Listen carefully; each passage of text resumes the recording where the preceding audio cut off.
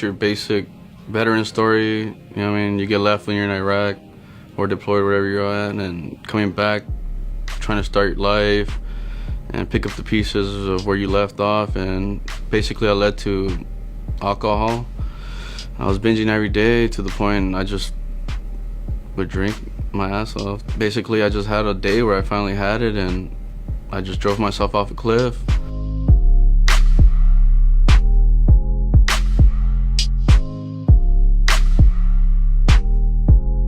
I was deployed to Iraq from March of 2010 to March of 2011 for Operation Iraqi Freedom and Operation New Dawn. It was basically a transition from combat to assisting and advising and leaving it to the Iraqis, the post, pretty much Iraq. During that time, I mean, I worked on tanks. So as a tank crew member, we went there. Somehow we had tanks, but we were more on Humvees and these MRAPs you would want to call. Basically, we're just keeping security in the country, and at the same time, I had to just be on my toes, make sure I came back alive. And luckily, growing up in LA, being around these bad neighborhoods, it kind of helped me over there in a way. You didn't know when the enemy was going to attack you. You could be sleeping, and next thing you know, you just have mortar attacks or rocket attacks, and just worried about IEDs. And luckily, my group was never hit, but we'd escape, and next thing you know, you get shooken up, I guess you can say. Nothing crazy, but it led to the point where I got back and I was more on my toes and just didn't trust nobody around me, especially in big secluded areas. I became more of that guy that just likes to stay at home. I came back pretty cocky, just like your typical guy, in shape, just very energetic and stuff to be back. And it's not really the first couple months that it finally hits you that all the fun ends, and then real life situations kick back in, and you're trying to readjust to your life and your family and your finances and your work, and it just leads you to be stressed out and do more stuff than you weren't used to doing while you were in your service. Usually when you leave, you usually have somebody taking care of your stuff. Basically, I just had a day where I finally had it, and I just drove myself off a cliff.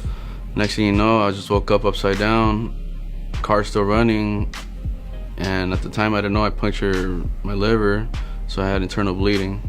It took me a while to crawl up my way out of the car and get up, till I finally crawled up a highway and flagged down a highway patrolman in Colorado and told him I had an accident. Basically, I kept my story away from the real reason, which I did was because I didn't want to live anymore. It was just a depression. I thought I just had a final to it, and I failed. And with that fail, it led me to back problems and stuff, and I just couldn't perform in the Army no more, and led me to just get out and start life over as a civilian.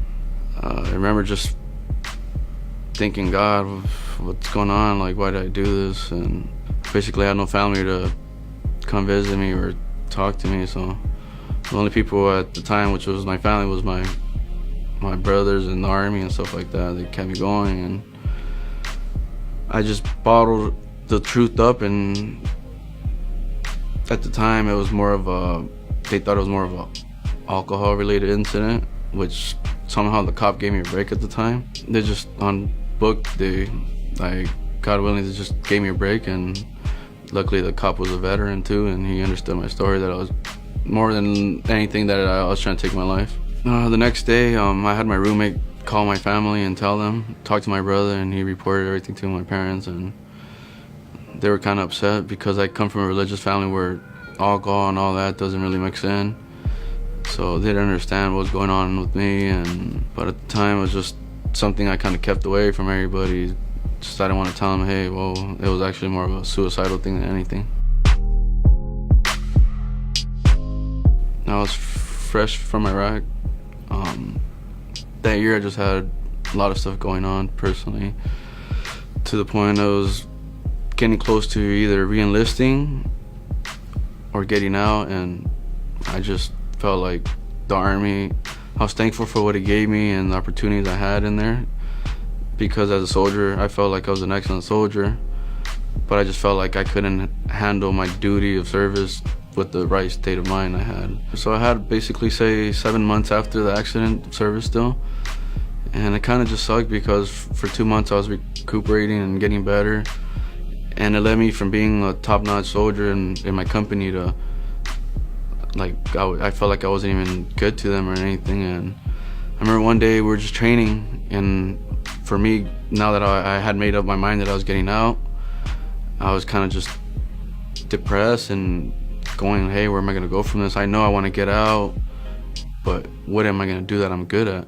And I just had the pains and struggles still. I wasn't really all there and just sad about life, basically. I remember just talking to a sergeant. He's like, "You're all right?"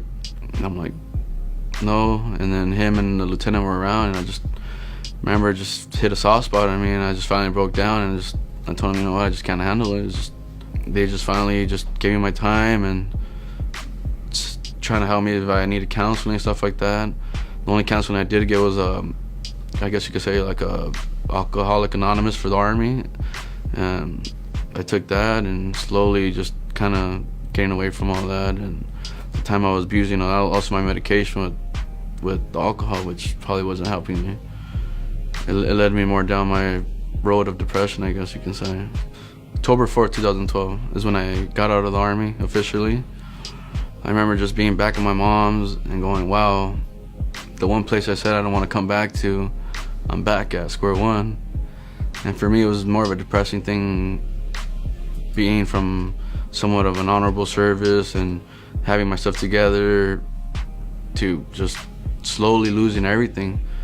As a man, it made me lose a lot of respect for myself, because I went from being financially independent to like, crap, I'm dead broke. I honestly would sometimes even just starve half a day because I didn't want to bother anybody and say, hey, I'm starving or I'm hungry.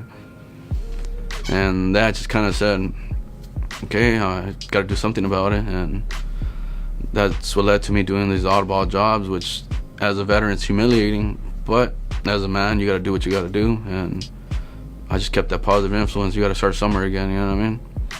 And as I kept going, I remember just wanting to take my life. I just remember one rule in the Army, whether it's domestic or anything, just walk away, take an hour long walk and relax. And I remember just putting it into my mind, I'm gonna walk an hour. I don't know where the hell I'm gonna walk, but if I still feel the same way, I'm gonna do it. And if I don't, then hey. And one thing led to another, kept walking more close towards the local ER, and I just walked in and said, you know what, I need help. I'm a veteran and just going through some stuff, and it was as simple as that. And they told me, okay, no problem. They took me in. 2 days I was in there just waiting for an open spot, which is a veterans hospital. Didn't have any, unfortunately, and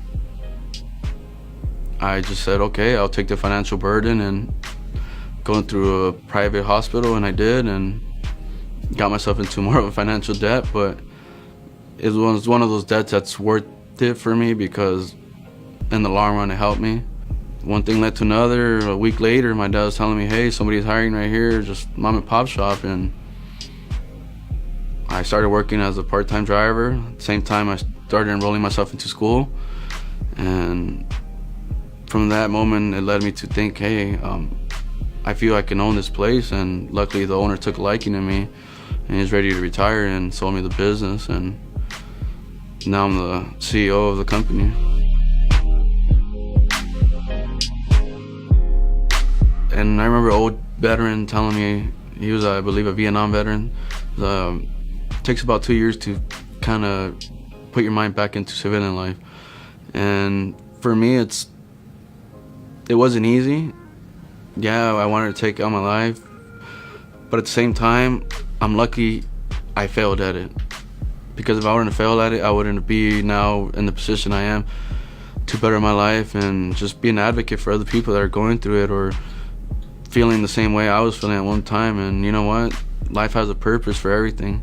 Sometimes we will struggle, we will be down and out and feel like that's it for us. But like they say, there's something after that.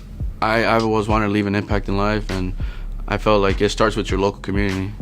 And maybe we could help veterans coming back to local communities and readjusting them with local programs, say school programs or something. it'd be beneficial to them and beneficial to us because it gives us basically another purpose in life to keep going. And I think we all truly just look for a passion in life. Sometimes our passion comes in weird ways. It's not gonna come in the form you always wanted to come in. You don't find your passion finds you sometimes. And so that's something we as people gotta just learn to just go with the flow and realize that, hey, you know what? There's more to us than we really thought.